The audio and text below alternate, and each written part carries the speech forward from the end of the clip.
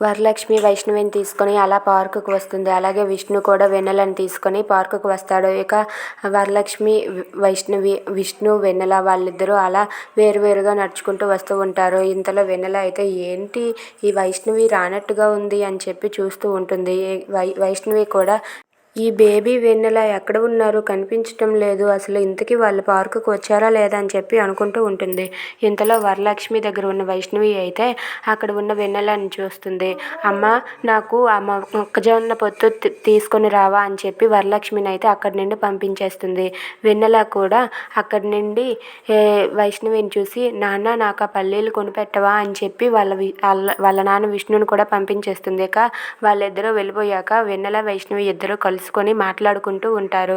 అవునా, మన ఇద్దరం ఒకేలాంటి టీషర్ట్లు వేసుకున్నాం, సరేలే ఇప్పుడు మనం మళ్ళీ చేంజ్ అవుదాం, నువ్వు మీ అమ్మ దగ్గరికి వెళ్ళు, నేను మా నాన్న దగ్గరికి వెళ్తానని చెప్పి ఇద్దరూ అనుకుంటారు. ఇంతలో వరలక్ష్మి మొక్కజొన్న పొత్తు కొనేసి వస్తూ ఉంటే అక్కడికి వెన్నెల పరిగెత్తుకుంటూ వెళ్ళిపోతుంది.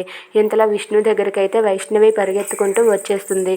ఇక విష్ణుని చూసి వైష్ణవి అయితే వాళ్ళ నాన్నని ఒక్కసారిగా గట్టిగా హగ్ చేసుకుంటుంది. వెన్నెల కూడా వాళ్ళ అమ్మని హగ్ చేసుకొని అమ్మ అని చెప్పి అంటూ ఉంటుంది. అది చూసి వరలక్ష్మి, ఏంటి వెన్నెల ఎప్పుడూ చూడనట్టుగా మళ్ళీ మళ్ళీ హగ్ చేసుకుంటున్నావు అని చెప్పి అంటూ ఉంటుంది. వైష్ణవి కూడా బేబీ అంటూ చాలా ప్రేమగా బేబీని హగ్ చేసుకొని బేబీకి అయితే ముద్దు పెడుతుంది. అది చూసి విష్ణు అయితే మా బేబీకి నేనంటే ఎంత ఇష్టమో అని చెప్పి అనుకుంటూ ఉంటాడు. If you like this video please like, share and subscribe. Thanks for watching.